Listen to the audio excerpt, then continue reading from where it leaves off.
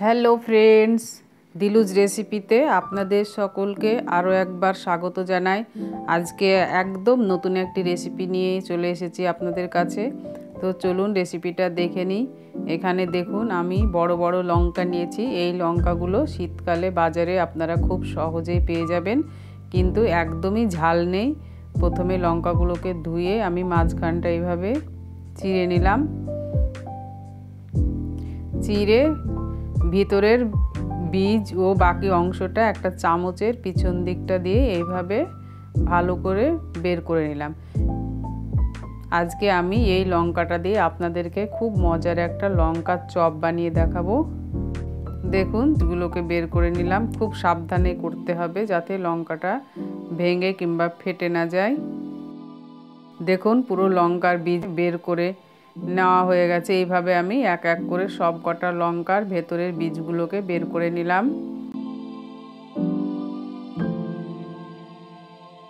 এবার আমি একটা চিকেনের পুর বানাবো। তার জন্য এখানে আমি 200 গ্রাম বোনলেস চিকেন নিয়েছি।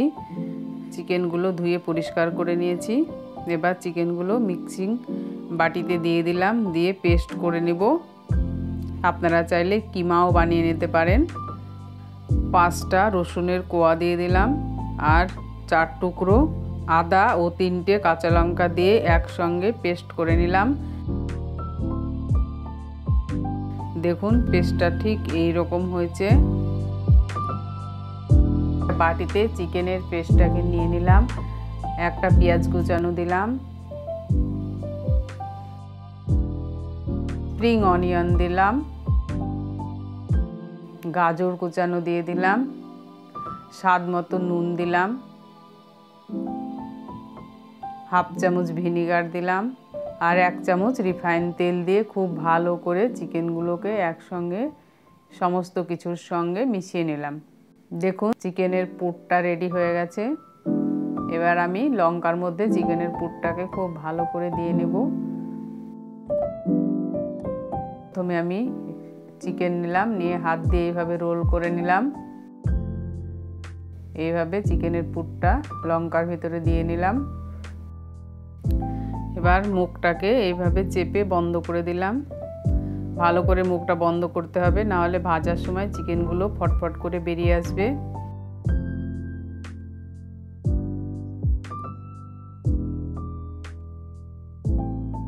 এই লঙ্কার চপগুলো খেতে অসাধারণ। আপনারা যে কোনো সময় বিকেলে এই চপগুলো বানিয়ে খেতে পারবেন।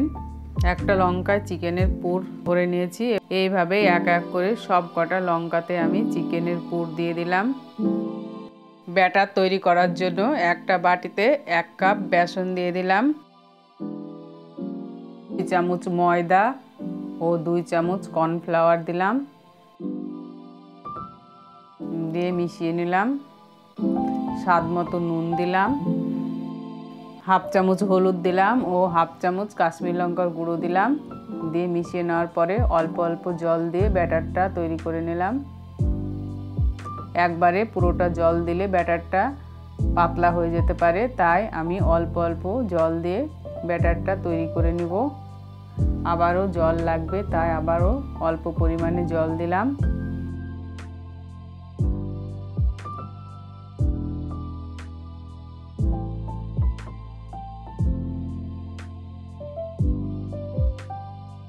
দেখুন ব্যাটারটা তৈরি হয়ে গেছে।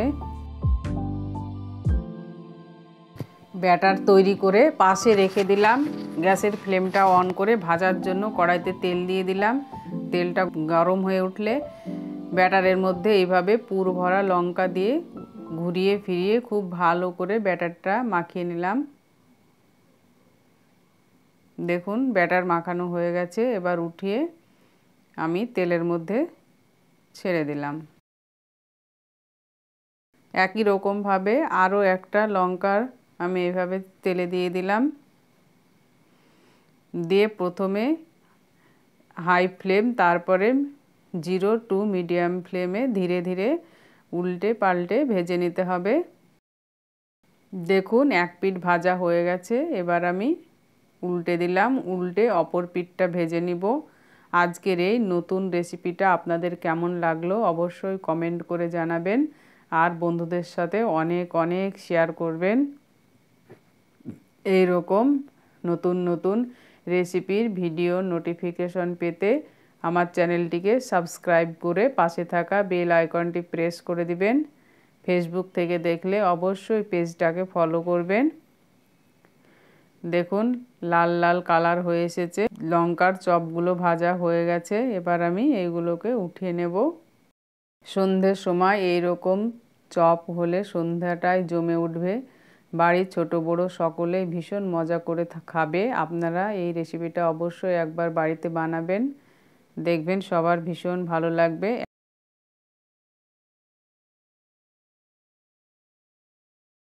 একই রকমভাবে বাকি চপগুলোকে ভেজে উঠিয়ে নিলাম। গরম গরম সস কিংবা চাটনির সঙ্গে লঙ্কার চপটা দারুণ লাগে। দেখুন আমার সব কটা চপ ভেজে উঠিয়ে নিয়েছি। এবার পরিবেশনের জন্য সাজিয়ে নিচ্ছি। চলুন আপনাদেরকে একটা কেটে দেখায় ভেতরটা কেমন হয়েছে। ধীরে ধীরে গ্যাসের ফ্লেমটা লোতে দিয়ে ভেজে নিলে ওপরটা ভীষণ মুচমুচে হয় আর ভিতরটা নরম। দেখুন ভিতরটা কতটা পারফেক্টভাবে রান্না হয়েছে। চিকেনগুলো খুব সুন্দরভাবে সেদ্ধ হয়েছে। এবার আমি এখান থেকে একটা নিয়ে সসের সঙ্গে পরিবেশন করব। আশা করছি আজকের এই রেসিপিটা আপনাদের ভালো লেগেছে। আজ তাহলে এই পর্যন্তই। দেখা হবে পরের নতুন কোনো রেসিপির ভিডিওতে। ততদিনে সকলে ভালো থাকবেন, সুস্থ থাকবেন। Thank you.